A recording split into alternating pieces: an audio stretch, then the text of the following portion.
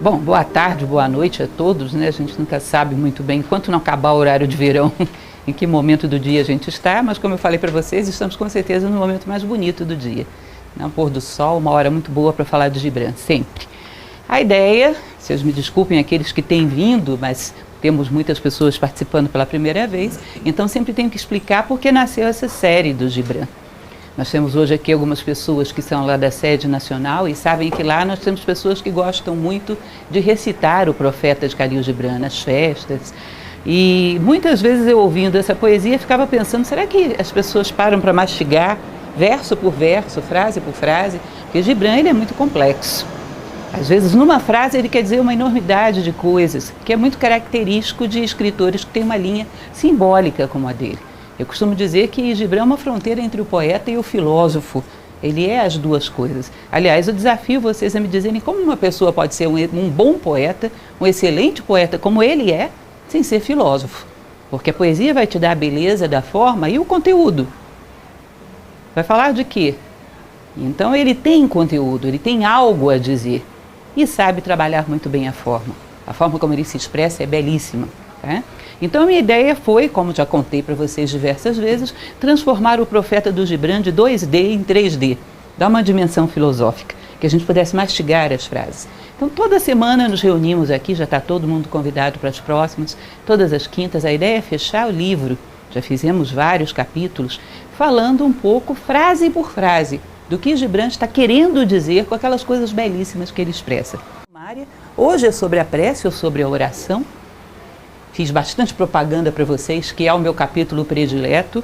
Quando eu penso em uma excelente definição de amor, por exemplo, é muito difícil que eu não lembre do capítulo do amor de Khalil Gibran.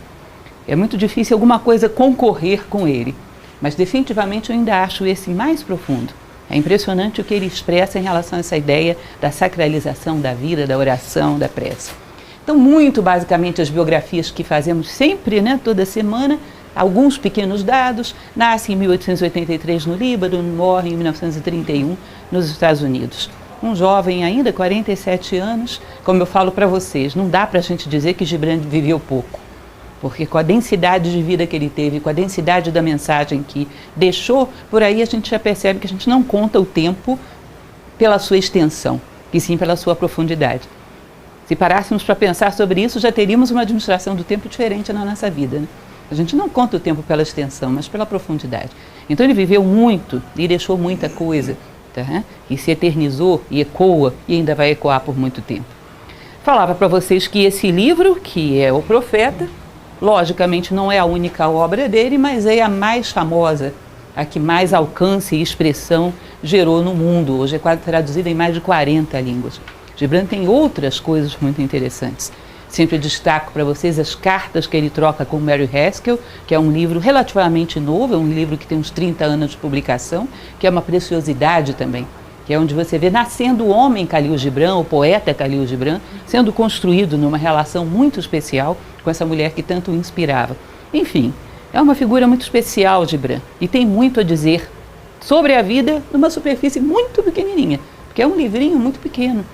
Cada capítulo falando a respeito de alguma coisa fundamental da existência, a amizade, o amor, o casamento, os filhos, etc, etc. Tá?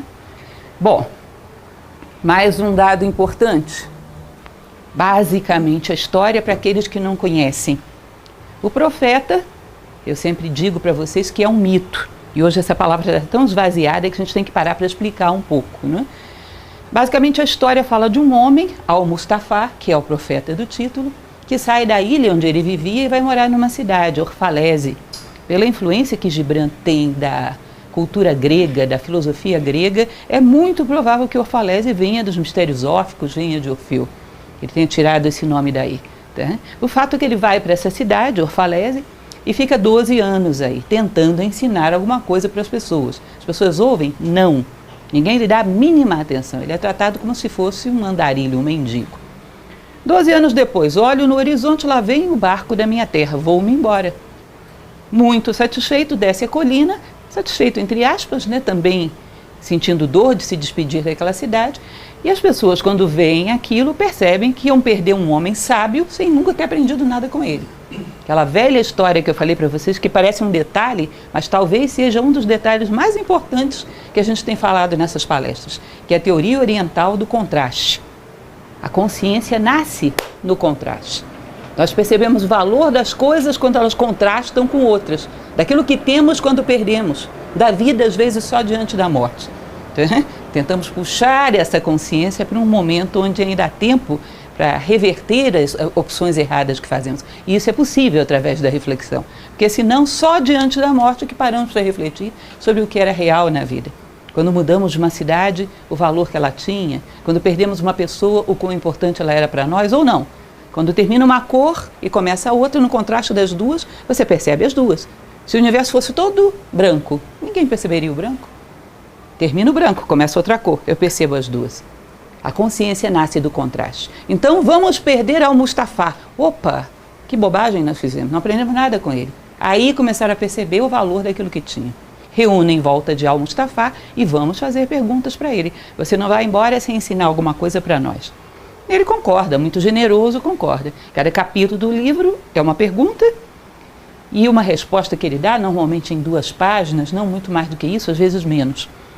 Então é muito denso. Vocês imaginem falar sobre o amor em 2 páginas, sobre a amizade em 2 páginas, sobre os filhos em 2 páginas. E aqui ele vai falar sobre a prece em 2 páginas. Tá? Bom, o que significa ser um mito?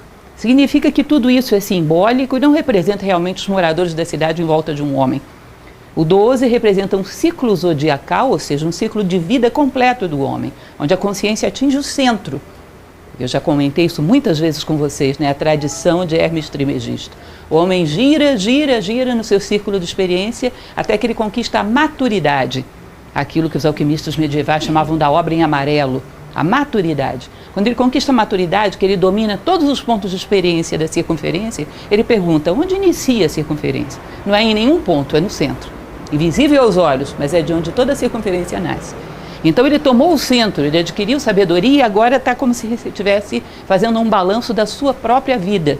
Esse eu mais elevado, consciente, com todos os seus múltiplos pequenos eus à sua volta, num momento de separação, que é como se fosse uma morte, ele inclusive fala sobre isso. Eu passei para vocês rapidinho, mas eu coloquei um trecho aqui na tela anterior que mostra a despedida dele de Orfalese, para vocês perceberem o que eu estou falando. Ele se despede de Orfalese como quem despede da vida. Ou seja, é realmente um mito. Ele está dialogando consigo mesmo ao final de um ciclo de vida. Vejam o que ele diz quando ele vai entrar no seu barco e vira para trás e fala com o povo de Orfalese pela última vez. Fica sabendo, portanto, que hei de voltar do silêncio maior. Não esqueças que voltarei para ti. Um pouco de tempo, um momento de repouso sobre o vento e uma outra mulher me dará a luz. Essa é a despedida dele de Orfalese. Ou seja, é realmente um ciclo de vida que está sendo narrado nesse livro. Miticamente, através de uma historinha de uma cidade e os seus habitantes. Como todo mito. Também comentamos recorrentemente isso, né? Que Carl Jung costumava dizer que os nossos sonhos, a consciência onírica é muito parecida. Nos seus sonhos você está dialogando com você mesmo, com os teus múltiplos eus, tá? Confabulando e aprendendo e tentando tirar a experiência dessa convivência. Então vamos lá. Essa é uma pequena introdução que a gente sempre tem que fazer, né? E hoje vamos falar sobre a prece. Também algo óbvio que eu sempre tenho que dizer. Quando eu falo sobre Gibran, geralmente eu pego a palavra e projeto na minha mente o que se pensa sobre ela. E o que ele responde nunca é aquilo. Ele sempre surpreende. Ele quase que alfabetiza a gente de novo, né? Porque as palavras, nenhuma delas corresponde ao que a gente espera delas. Tem algumas que são francamente opostas às vezes. Liberdade, por exemplo, ele convence todo mundo que tudo que você pensa como liberdade é escravidão. Leva você diametralmente para o outro lado. Ele realmente surpreende com as suas definições. E com a prece não é muito diferente. Ele vai ampliar em muito o nosso conceito. E às vezes chega a ser tão intenso que choca um pouco, né? Então, algumas colocações que ele mesmo faz nas suas conversas com Mary Haskell, quando ele fala da prece, sinônimos para a prece que a gente costuma usar. Oração, que vem como? Reza, oração e às vezes também pedido, não é isso? Eu vou fazer uma reza, uma oração, um pedido. Vocês já percebem que tem alguma coisa engraçada aí? Eu só me coloco diante de Deus para pedir. Já pelo sinônimo você percebe isso. Agora, quando você vai pegar a palavra oração, vem de oratio. Tá? Oratio significa falar daquilo que te vai à alma, tender para aquilo que é divino. Por aí você percebe que quando eu tendo para aquilo que é divino, eu aqui estou indo nessa direção. Não estou puxando nada de lá para cá. Eu não estou tomando, eu estou dando. Então é curioso que por um lado a gente fala em pedido e a raiz da palavra fale de doação, de oferenda. Tem alguma coisa estranha? Alguma coisa se esvaziou aí com o passar do tempo. Não é assim? Então é muito comum isso. Esses dias mesmo eu vi algum comentário falando uma coisa desse tipo. Era difícil quem fosse ateu quando o navio começava a afundar, alguma coisa assim. Eu achei curiosa essa colocação, é uma bobagem de internet, mas eu achei curiosa porque realmente é isso. Existe quase que uma associação mental. Eu tenho problemas, deixa eu lembrar de Deus. E quando não tenho, lembra de mim. Não é isso? Ou seja, no bem-estar, nas dádivas, eu. Nas necessidades, alguém tem que me ajudar. Isso reflete uma postura muito esvaziada da oração, uma postura muito esvaziada não só disso, mas da própria noção de sagrado que temos no nosso dia. E ele vai falar sobre isso, o tempo dele já era assim, e ele vai tratar exatamente sobre essa visão. Então vamos lá. A primeira frase do poema: e uma sacerdotisa disse, fala-nos da prece. E ele respondeu dizendo, como sempre vocês ficam surpresos de eu comentar tão pouco, né? Só isso ela já vai comentar? Vou, porque é importante que vocês saibam que sempre tem uma relação entre quem pergunta e aquilo que é perguntado. Ele não faz nada por acaso. É tão pouca superfície que ele não pode desperdiçar palavras. Então sempre tem uma relação entre quem pergunta e aquilo que é perguntado. No caso é uma sacerdotisa. É muito interessante porque essa ideia do sacerdote, do pontífice, foi utilizado muitas vezes pelo filósofo na história, não como uma pessoa que se dedica exclusivamente a uma doutrina religiosa, mas como aquele que faz ponte entre o céu e a terra. Então você vai ver como filósofos como Platão consideram, por exemplo, o verdadeiro artista como um pontífice, um verdadeiro legislador como um pontífice, que traz coisas do plano das ideias para a terra e traz na íntegra, sem contaminá-las no meio do caminho. Isso para eles é uma ponte. Na verdade, todo aquele que constrói algo para a humanidade está fazendo uma ponte entre o céu e a terra. Kant, que é um filósofo moderno do grande racionalismo clássico, ele falava de uma coisa que eu acho muito interessante, que lembra isso aqui, da palavra respeito. Ele dizia, o mais nobre dos sentimentos que eu conheço, o que ele dizia, ele tinha uma especial admiração por essa palavra. Respeito vem de respicere, olhar mais uma vez, saber ver. Ele dizia, você não respeita um ser humano. Sabe o que é que você respeita? A humildade e a sabedoria desse ser humano de subordinar as suas estruturas pessoais para que a lei passe através dele e chegue ao mundo. Tá? Você respeita o que chega ao mundo através dele. E a humildade e a capacidade que ele teve de suportar, canalizar isso. Que nunca o faz apenas por si. Tá? Então você sabe ver. Quando você respeita alguém é porque você sabe ver. O que passa através dessa pessoa. Você não respeita uma simples personalidade humana, mas o que se plasma no mundo através dela. Entendem isso? Então é um pontífice. Faz uma ponte entre o céu e a terra. Esse conceito não era tão estrito a um sacerdote de uma religião. Então o que essa sacerdotisa está perguntando? Como sacralizamos a vida? O que é a prece? Fala-nos dela.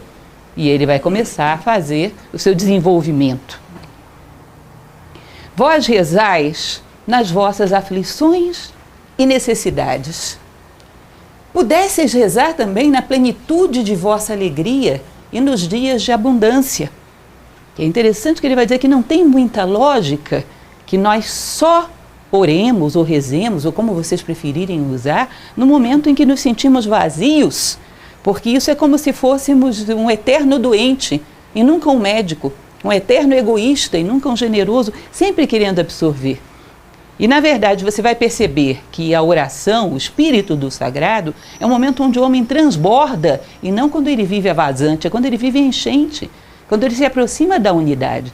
Um momento de sacralização da vida. Houve um antropólogo no século passado, chamado Mircea Eliade, que ele tratava muito da etimologia dessa palavra. Era bem interessante. Que ele dizia o seguinte, o sagrado é a função de dar sentido. Cada coisa, quando está no seu lugar, se sacraliza. Entendem isso? Ele falava isso de uma maneira muito bonita. Imaginem vocês o sol nascendo pela manhã ou se pondo, como ele está se pondo agora. Não é lindo? Não faz exatamente o que se espera do sol? É sagrado. Uma flor, quando desabrocha na primavera, não é maravilhosa? Não faz exatamente o que se espera de uma flor? É sagrado. E quando um homem desabrocha em valores, virtudes, sabedoria, não é lindo também? E não é exatamente o que se espera do homem? É sagrado também. As coisas se justificam, se embelezam, se realizam quando fazem aquilo que se espera delas no esquema da natureza. Agora, um homem, quando desabrocha em valores, virtudes e sabedoria, ele está transbordando ou ele está esvaziado? Lógico que ele está transbordando. Ele está transbordando em identidade, em realização. Não é mal que se procure o sagrado quando não encontramos respostas, mas é mal que vivamos sempre fazendo como se fosse um acordo de cavalheiros em relação a isso. Porque é como se fosse dois mundos. Eu tenho os meus objetivos, egoístas, voltados meramente para a sobrevivência. E só recorro ao todo quando me falta subsídios para viver o meu mundinho. Eu não participo de um grande mundo. Eu coloco esse grande mundo como patrocinador do meu pequeno mundo, para preencher as necessidades que eu tenho eventualmente. Chega um determinado momento, porque é curioso quando se passa por uma decadência materialista. Algum tempo atrás eu estudava o comportamento de algumas religiões, que a gente chama primitivas, né, em algumas tribos, mas na verdade com outro nome, com outra aparência, às vezes você não precisa ir a lugares tão primitivos para achar isso.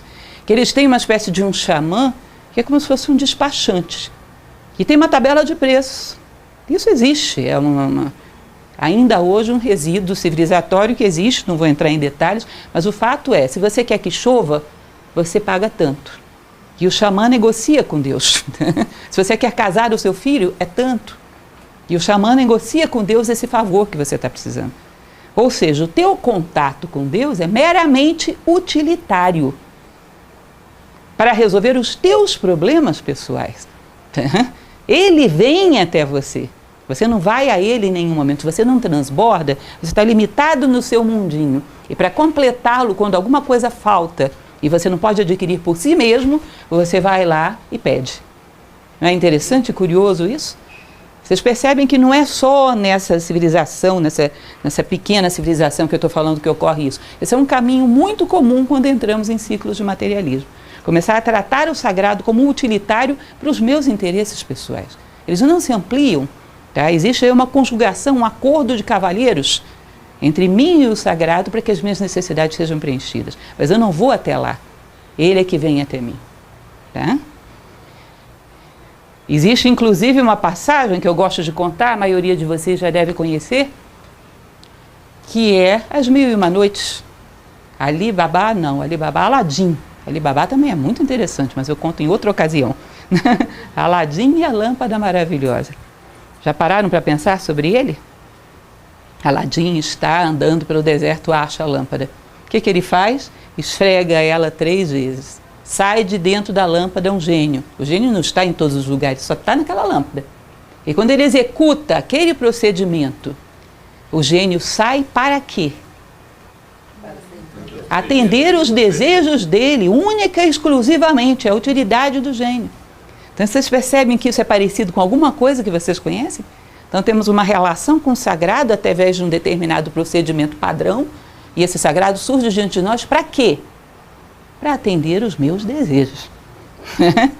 E qual é a grande sacada do Aladim que faz dessa história uma história muito especial?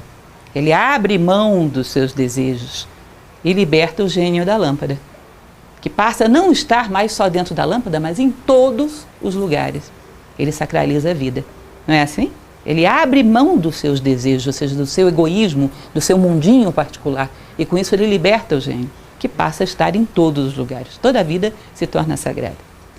Então é interessante porque é bem o que Gibran está querendo dizer aqui. Falei para vocês que era forte. Continuando, pois o que é a oração? Senão a expansão do vosso ser no éter vivente. Ou seja, é a tua expansão, não é a tua carência, é o teu transbordar, não é vazante. É a tua busca da unidade. Se vocês algum dia lerem um livro, ou talvez alguns até já tenham lido, chamado A Voz do Silêncio, que é um livro tibetano, transcrito por Helena Blavatsky, muito bonito. Essa tradição tibetana, ela diz o seguinte, que o maior mal do homem, O maior mal de toda a humanidade, vocês imaginam o que seja isso? Maior mal? Uma coisa chamada heresia da separatividade. Sabe o que é isso? É eu achar que estou separado de você. Que você é um ser, eu sou outro, totalmente independentes. Porque a partir dessa ideia falsa, vai surgir na minha cabeça todas as demais. Se você é uma pessoa e eu sou outra totalmente diferentes, o teu mal pode me beneficiar. Tomar alguma coisa de você pode ser mal para você e bom para mim. Percebe? Porque nós somos duas. Isso eu percebo que nós somos um. O teu mal é meu mal. O teu bem é meu bem. Como violência, como egoísmo. Você percebe que cairia por terra todo o edifício de egoísmo que a gente construiu? O professor Jorge Ângelo Braga, que é o nosso fundador, ele explicava essa heresia da separatividade com um exemplo que é bem conhecido, que ele dizia para você imaginar a areia da praia, você passa o dedo, faz um suco, passa o dedo, faz outro suco. Aí você diz, tenho 2 sucos. O primeiro é feito de areia. O segundo, de areia. E o intervalo entre eles, areia. Então você tem 2 sucos, você tem areia momentaneamente diferenciada. Tá? Então a ideia da expansão do homem, do crescimento do homem, que é o destino de todos os seres humanos, é superar a separatividade, é expandir, é rumo à unidade. E esses momentos onde ele conquista um pouco dessa visão, ele vai além do pequeno eu, esses são os momentos mais sagrados da sua vida. E esse é o momento da oração. Tá? Esse é o momento de consagração da vida. Porque só na carência. Não me entendam mal, não tem problemas que de vez em quando busquemos uma explicação, um sentido sagrado na carência. Mas que isso seja a tônica a ponto de pedido ter se tornado sinônimo de oração, significa que somos carentes demais, ou só queremos as coisas para nós, ou temos tido muito pouca plenitude. Temos buscado muito pouco a unidade. Alguma coisa está faltando. Tá? Porque é estranho que a oração é como se vocês estivessem, na linguagem, transformado uma operação comercial só em compra. E a venda, cadê? Um ato de presentear só em receber. E a doação? Não, essa é metade da operação. Cadê a outra? Oração é pedido e entrega. Cadê? Está faltando um pedaço da história. E se nós estamos fazendo a coisa pela metade, somos meios homens e vivemos meia vida. Entendem? Algo mal contado. E é sobre isso que ele vai falar. E se vos dá conforto exalar vossas trevas no espaço, maior conforto sentireis quando exalardes a aurora do vosso coração. Muito maior conforto tem o homem quando ele faz aquilo que lhe corresponde no esquema da natureza, que é transbordar como ser humano, ter plenitude. Tá? Se traz algum conforto exalar as tuas angústias, tá bem, isso ameniza as suas angústias, mas compartilhe a sua plenitude também, que você vai ver que te traz um conforto muito maior. Vocês têm que perceber que há dores e dores. Isso é fundamental. Porque quando nós não distinguimos as coisas, as tratamos de maneira inadequada e perdemos a oportunidade de crescer. Uma coisa é a dor do egoísmo, de querer algo só para mim. Uma coisa é a dor do materialismo, de não ter todo o reconhecimento pessoal que eu gostaria, de não ter todos os objetos que eu gostaria. Você percebe que é uma dor mórbida. É uma dor que não te faz bem, é uma dor que alimenta aquilo que nós temos de mesquinho. Outra coisa é a dor de eu perceber que deixei para trás algo que me prendia, deixei para trás um estado de consciência que eu superei, tá? Entreguei algo que traz felicidade a quem o recebe. Você percebe que às vezes dói também, mas é uma dor construtiva. Nem sempre a dor destrói, às vezes a dor é uma dor de crescer, dói. É uma dor de renovação, não é certo? Então, de uma certa maneira, a gente tem que aprender a ter 2 tipos de dores, e não só as dores da personalidade que se sente carente, porque excesso de carência significa que você está pensando demais em si próprio. Tá? Essa dor de expandir, essa dor de crescer, essa dor de vencer limites, nem sempre a dor é negativa. Recordo que uma vez eu ia a Taguatinga, nós temos uma bela escola lá, não sei se algum de vocês já teve a oportunidade de conhecer, e quando a gente vai na direção de Taguatinga, mais ou menos nesse horário, é o pôr do sol, né? Sumindo no horizonte. E o corpo do sol já tinha sumido, tinha aqueles raios vermelhos assim, que parecia um rastro de sangue. E para mim foi uma cena muito bonita, que me deu a impressão de que todo aquele que se preocupa em trazer luz para o mundo, parece que deixa um pouquinho de sangue pelo caminho. Tem uma certa dor nisso, deixa coisas para trás, tem o esforço de crescer, tem o esforço de se renovar, de abandonar posições que o limitavam, de abandonar egoísmos que o travavam, fica um pouquinho de sangue para trás. Mas parece que cada dia, quando surge, surge mais glorioso exatamente por isso. Então há dores e dores. Essa dor de nunca ter as coisas, ela é nociva. A dor de entregar as coisas é construtiva. Significa que eu estou expandindo, estou crescendo. E é que nem a criança quando nasce dentinho, dói. Expandir também provoca uma certa dose de dor. Então deveríamos ter essa dor e ao mesmo tempo esse prazer da plenitude. Não só o dor e o prazer do egoísmo. E também deveríamos compartilhá-lo através da oração. Inclusive, se o compartilhamos, temos mais estímulo para vivê-lo. Porque quando você dá, você faz mais esforço para ter. E se não podeis reter as lágrimas, quando vossa alma vos chama para orar, ela vos deveria esporear repetidamente, embora chorando, até que aprendesseis a orar com alegria. Acho muito interessante isso, porque se só no momento que você tem dor, você se preocupa em buscar o sagrado, e o grande sentido da vida é que você busca o sagrado, o que a vida vai fazer com você? Vai te dar mais dor. É a única forma. Não é isso? É a única forma. Não, se só quando você sofre, lembra de procurar algo maior do que você mesmo, a vida vai te fazer sofrer mais. Não necessitaria ser assim. Bom, mas é conforme o gosto do freguês, como se diz. Não é? Até que um dia aprendêssemos a orar com alegria. Né? Como nós dizíamos, conforme o gosto do freguês. Né?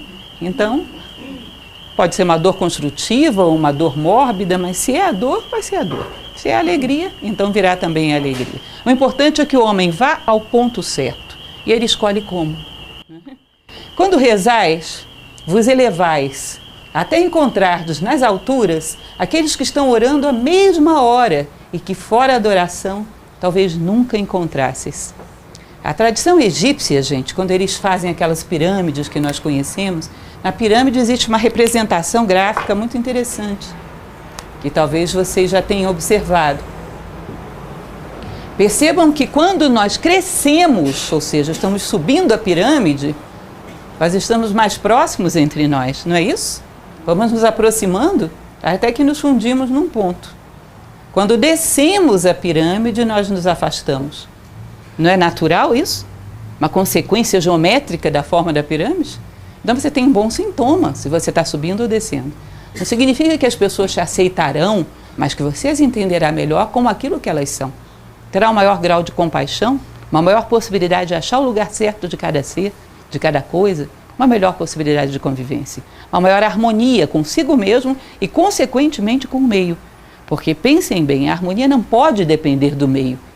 A harmonia tem que depender de nós. O meio é muito multifacetado para que você consiga mudar todas as coisas, mude a si mesmo, de tal maneira que você encaixe com todas elas e ache uma relação de tempo, espaço, ritmo, onde todas as coisas se harmonizam. Tá? Então, um sintoma de que você está subindo é essa harmonia, essa capacidade de compreensão. E diz que todos esses que vão numa mesma direção têm um determinado momento que se encontram num ponto. De tal maneira que pode ser que um ser humano que você conheça, que está vivendo esse mesmo estado de espírito e vive do outro lado do mundo, te pareça mais conhecido do que o teu vizinho de porta. Ou não? Se tem esse mesmo espírito e está buscando esse mesmo ponto, de alguma maneira, um reconhece no olho do outro que já se encontraram, que buscam alguma coisa em comum. Isso é interessante porque essa ideia do sagrado ela é muito requintada. E é difícil a gente entender, às vezes, que ela não se prende muito a formas. Pode ser que um indígena, numa tribo primitiva, que esteja colocando uma pedra em cima do outro, e aquilo representa para ele o sagrado, esteja mais próximo de você do que alguém que está sentado ao seu lado num templo suntuoso. Depende do espírito que está por trás disso. Para onde se dirige a consciência? Porque se ela ascende em direção a um ponto, essa pessoa está do teu lado. Que as distâncias não são meramente físicas. Tá? A pirâmide tem o significado de que à medida que o homem se unifica, se harmoniza, ele está mais próximo de Deus, que é o exemplo do Uno. Tá? Deus é o único atributo que nós podemos encontrar, é a unidade, porque qualquer outra coisa o limita. Entre outras coisas, porque a tradição egípcia é muito complexa. Com certeza a busca da unidade é um ponto muito importante. Tá? Que vossa visita a esse templo invisível não tenha, portanto, nenhuma outra finalidade, senão êxtase e a doce comunhão. seja, que você não busque esse ponto, senão para encontrar aí o êxtase e a doce comunhão que você tem com todo o universo. Lembrem daquela passagem que muitas vezes já falei para vocês de Platão, quando ele fala do amor humano, que existe uma linha tênue, que você para de olhar para as coisas e dizer, para que isso me serve? Você passa a olhar para as coisas e pergunta, como eu posso servir a isso?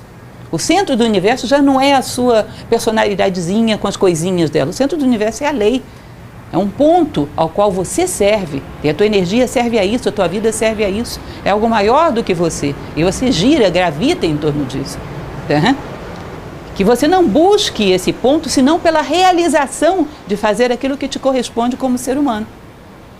Na semana passada eu contava para vocês a respeito de uma oração, de uma antiga sacerdotisa sufi, chamada Rabia Adawiya. Eu antecipei um pouco a história, né?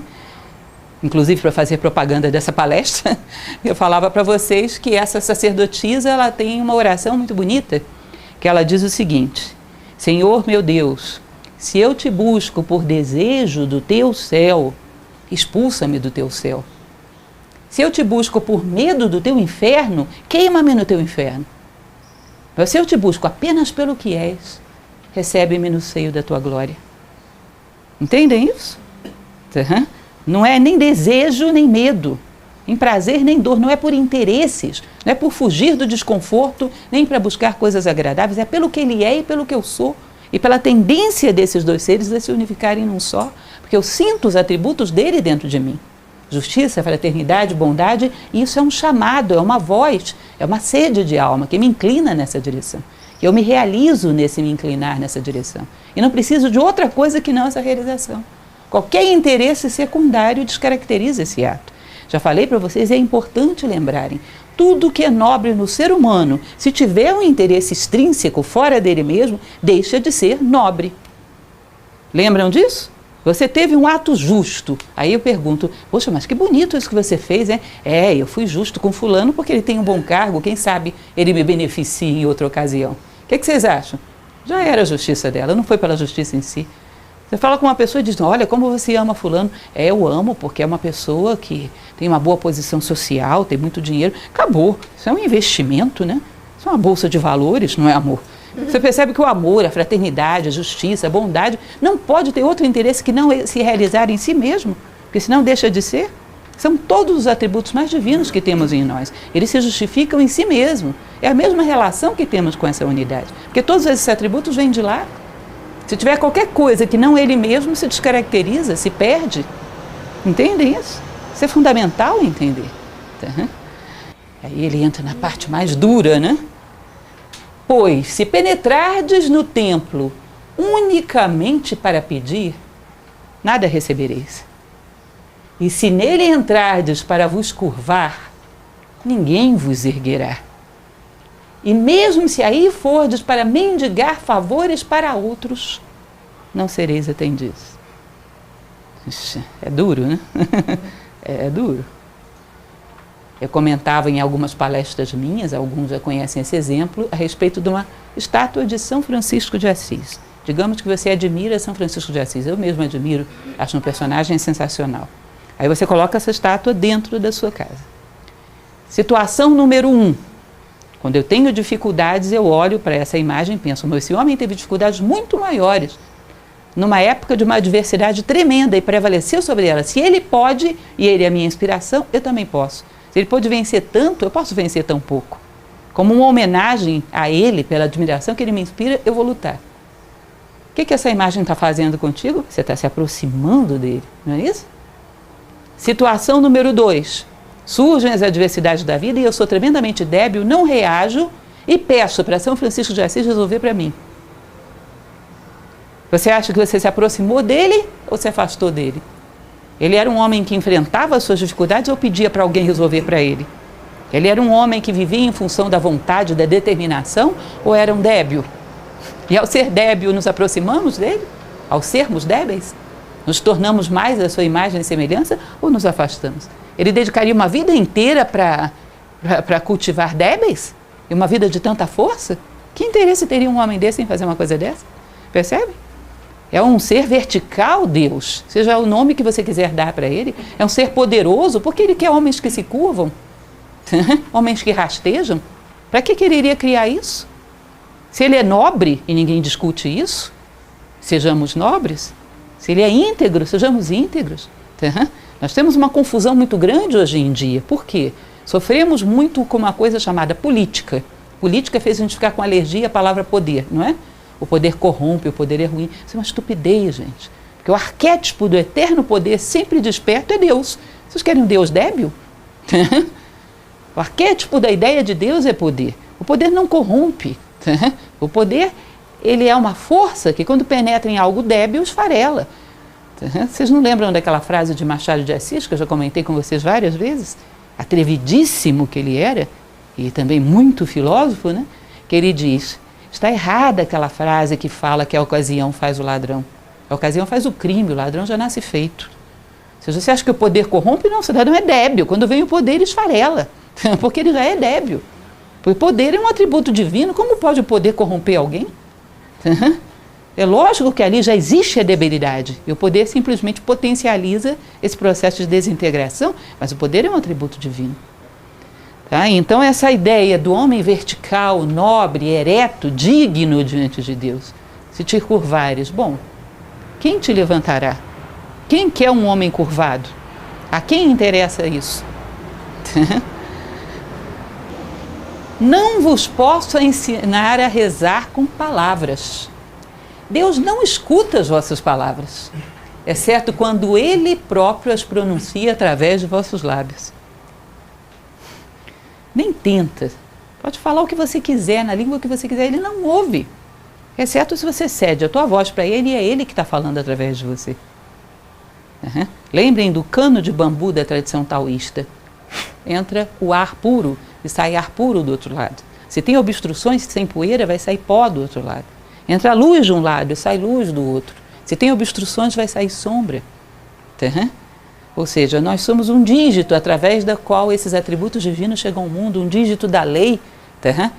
E aí sim, as nossas palavras nada mais são do que uma adaptação das palavras de Deus no tempo e no espaço, da lei do universo para os seres humanos. Somos uma ponte entre céu e terra. E aí essas palavras são dignas de ser ouvidas. É como se Deus dissesse para nós aquilo que todo educador deveria dizer para o seu educando, ou todo pai deveria dizer para o seu filho. Para subir, conta comigo. Para descer, desce sozinho. Entende? Para realizar a sua egotripezinha egoísta, vai só. Para subir, conta comigo. Tá? Se as tuas palavras são as minhas palavras, eu te acompanho e vamos juntos. Agora, se as tuas palavras são fúteis e banais, jogue elas ao vento sozinho, não são as minhas. Por que eu patrocinaria esse tipo de discurso? A quem ele beneficia? Tá? Nenhum ser divino é patrocinador de causas pessoais banais e fúteis. E se você é patrocinador disso, bom, sirva a elas sozinho e não espere sacralizá-las. Ou seja, Deus não ouve as tuas palavras, a não ser que sejam as palavras dele, ecoando na tua voz. E não espere de outra forma. Ou seja, o centro do universo não é isso me interessa, isso me serve, é como eu posso servir a isso. Aí sim as suas palavras passam a ter sentido. Tá? Causas egoístas não rimam com a lei universal, nem são patrocinadas por ela. Entendem essa ideia? Eu falei para vocês que é tão forte essa passagem da oração, né? E é realmente, porque ele quebra muitos paradigmas. Se vocês não gostarem, briguem com Gibran, não tenho culpa nenhuma disso. E não posso vos ensinar a oração dos mares e das florestas e das montanhas. Mas vós, que nascestes das montanhas e das florestas e dos mares, podeis encontrar suas preces em vosso coração. Como se o homem fosse uma sintaxe da natureza. Dentro dele existem todas essas naturezas em potência e a sua própria natureza em potência. Quando você se harmoniza, expressa a natureza humana e se harmoniza com ela, toda a natureza está harmonizada consigo própria. As árvores fazem o que corresponde às árvores. As pedras fazem o que corresponde às pedras, os animais o que corresponde aos animais. Quando os homens fazem o que corresponde aos homens, encaixa, entra em fluxo, em harmonia. E você e a natureza são uma coisa só, um conjunto de seres sacralizados que encontrou o seu lugar no tempo e no espaço e faz aquilo que a natureza espera deles. Se vocês forem se perguntar qual é o grande silêncio, qual será? Porque quando a natureza diz preciso de minerais, os minerais respondem presente e fazem o que corresponde a eles. Preciso de vegetais, preciso de animais, presente, e eles fazem o que corresponde a eles. E quando ela diz preciso de homens, o grande silêncio, não é? Preciso de homens, e a grande carência, o maior ser em extinção que nós temos hoje em dia é exatamente o ser humano. Na plenitude da condição humana, com valores, com virtudes, com sabedoria. Costumo brincar com os meus alunos que isso está mais raro do que urso panda e mico-leão dourado. Garanto para vocês. Garanto. Como dizia Diógenes, que era um filósofo muito irônico, ele entrava com uma lâmpada em Atenas, meio-dia, acesa, chegava perto do rosto das pessoas. Você está doido, Diógenes? Meio-dia você com uma lâmpada acesa? Eu estou procurando um homem, mas hoje eu vou me embora porque eu não encontrei nenhum. Parece que ele fez isso a vida inteira, viu? E era Atenas, meus caros. E me parece, até onde eu saiba, que ele não achou, não. Então, se ele estivesse procurando mico-leão dourado, talvez. É um dos seres em maior extinção. Entrar na nossa natureza nos coloca em harmonia com toda a natureza. Se somente escutardes na quietude da noite, podereis ouvi-los dizer em silêncio. Toda a natureza, a oração da natureza em silêncio. Deus nosso, que és nosso eu alado, é tua vontade em nós que quer, é teu desejo em nós que deseja, é teu impulso em nós que pode transformar nossas noites, que te pertencem, em dias que também te pertencem. Nada te podemos pedir, pois conheces nossas necessidades antes mesmo que nasçam em nós. Tu és nossa necessidade, e dando-nos mais de ti, tu nos dás tudo.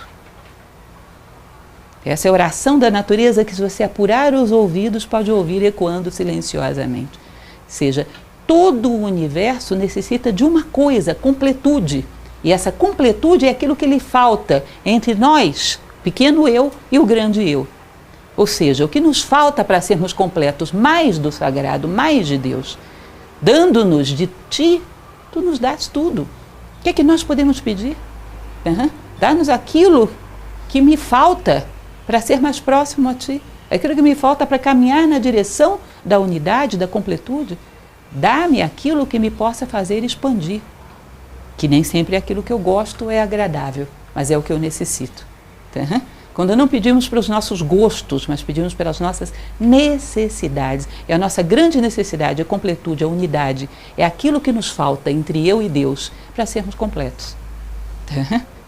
As tradições orientais costumavam dizer, olha, o perigo de você pedir coisas numa oração é o seguinte, se você pedir com muita ênfase, você corre um risco terrível de ser atendido. É uma coisa grave, porque em geral você não pede nada que seja importante ou bom para você, não tem noção.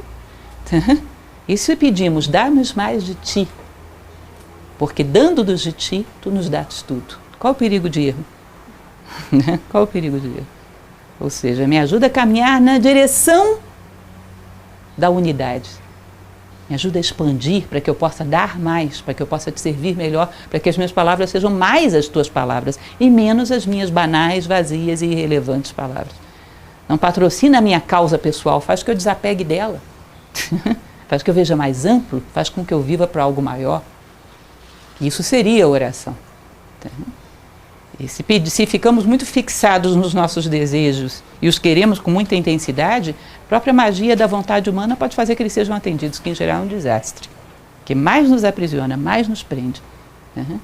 Então percebam que Gibran, quando ele está falando de qualquer necessidade humana, ele está falando diante de um verdadeiro ser humano. E como a gente vê pouco o que é um verdadeiro ser humano, às vezes se choca com as colocações que ele faz. Imaginamos um pequeno ser cheio de caprichos e querendo patrocinadores para os seus interesses pessoais. E colocamos o sagrado aí dentro. Muito esvaziado. Como um recurso para atender aquelas coisas que eu não posso obter por mim mesmo. E não exatamente com aquele recurso que me faz abrir mão de mim mesmo. Esse sentido de falsa identidade passageira, transitória. Aquilo que os orientais chamam de Maya. Aquilo que me liberta da ilusão e me dirige à realidade. Qualquer coisa que você pergunte para ele, ele vai pensar nisso. O que é a beleza, o que é a bondade, o que é a amizade, aquilo que te liberta da ilusão e te aproxima da realidade. Portanto, não parece com o que a gente pensa usualmente. Vai te levar em direções muito diferentes, vai enveredar por caminhos, às vezes, que nos assustam. Mas você quer uma resposta para ser humano ou para quê? Para ser humano é essa. A outra a gente vê. Uma resposta sobre a prece de um ser humano é essa. Outra não sei. É isso que ele está propondo, é isso que ele está dizendo. Mas percebam que não é fácil. Em geral, temos uma tônica dentro da sociedade, quase que um processo de sedução para conseguirmos as coisas uns dos outros, que é nos fazermos de vítima e parecermos coitadinhos, não é isso? E achamos que esse recurso também funciona com o sagrado. Pobrezinho, pobre, infeliz, pequeno, miserável. Bom, isso... Imaginem vocês em relação aos seres que vocês gostam de ter perto de vocês, do reino animal. Não são aqueles que são mais parecidos com vocês? O cachorro que é educadinho, que é limpo, que tem bons hábitos de higiene. Você não gostaria de ter um porco-espinho dentro de casa? Não é isso?